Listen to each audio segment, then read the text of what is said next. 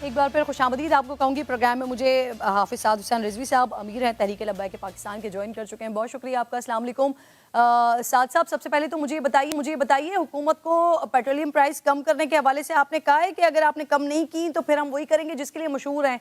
तो सर आप लोग तो मशहूर हैं धरना देने के लिए, तो क्या फैज़ाबाद पर फिर धरना देने जा रहे हैं? बिस्मिल्लाहिर्रहमानिर्रहीम। सबसे पहली बात यह है कि हमने हुकूमत को पहले भी तंबीह किया था कि पेट्रोल की कीमतों में इजाफा मत किए, लेकिन हुकूमत ने जिद और अपनी अयाशियों को बरकरार रखा।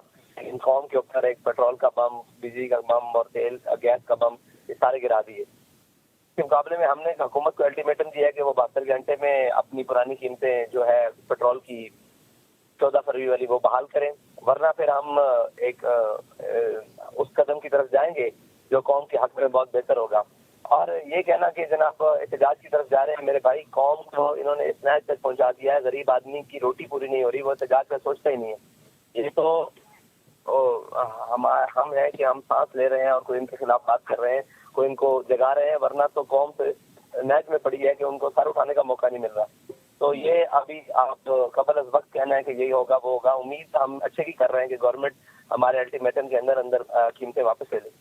सर मुझे बताइए कोई हिकमत अमली तो बनाई होगी ना?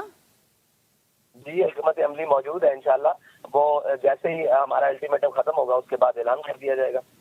हिकमत अमली है क्या? धरना या इस्लामाबाद की तरफ मार्च शामिल है इस हिकमत अमली में?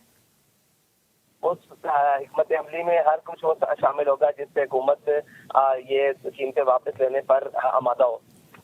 अच्छा साथ साहब, हुकूमत का मौक़िफ़ है कि जो कीमतें बढ़ाई हैं ये IMF के कहने पर बढ़ाई हैं, कम कैसे कर देंगे? सब्सिडी देने के लिए तो खजाने में कुछ है ही नहीं। भाई बात ये है कि IMF के पास ये किस लिए गए हैं? कौम के लिए गए हैं या अपनी अयाशियां सलामत रखने के लिए गए हैं? कौम का फिक्र है तो जो तकरीबन 1.25 लाख 1.5 लाख गाड़ी है जो हुकूमत पाकिस्तान के ज़ेर इस्तेमाल है, उसकी जनाब पेट्रोल की कंजम्पशन कम की जाए, उसकी तादाद की कम की जाए, अपने वजीरों और मशीरों की तादाद की कम की जाए। तो क्या ये हमेशा कुर्बानी का बकरा बनाने के लिए कौम ही रह गई है? जब ये IMF के पास जाएंगे इसका मतलब यह है कि कौम के कपड़े उतरने शुरू हो जाएंगे, कौम के जनाब बेड़ा गर्क होना शुरू हो जाएगा, कौम महंगाई के अंदर पिसना शुरू हो जाएगी। ये तो मुमकिन नहीं है ना। तो हमेशा IMF के दरवाजे पर ये जाते हैं अपनी अयाशों के लिए और कौम पिस के रह जाती है।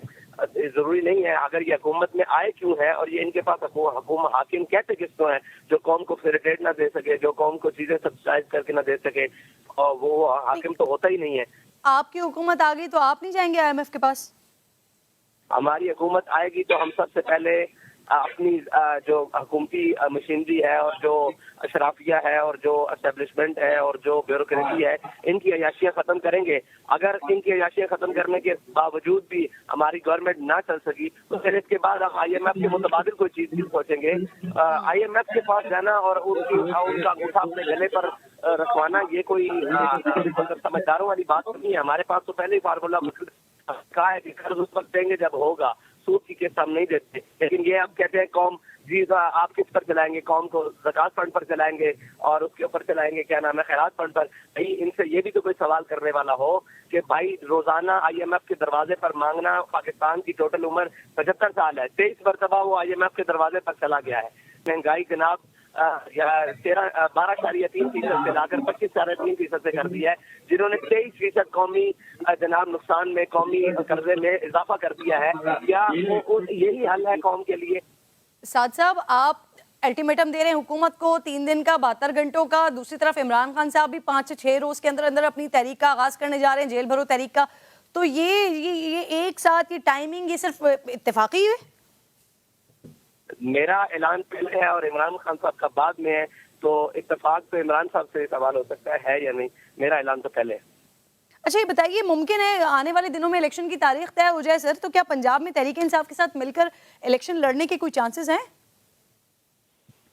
जी बिल्कुल भी कोई चांस नहीं है। जी आप कह रहे हैं बिल्कुल भी कोई चांसेस नहीं है पाकिस्तान तहरीक इंसाफ के साथ मिलकर इलेक्शन लड़ने के। बहुत बहुत शुक्रिया साद हुसैन रिजवी साहब, प्रोग्राम में मेरे साथ मौजूद थे।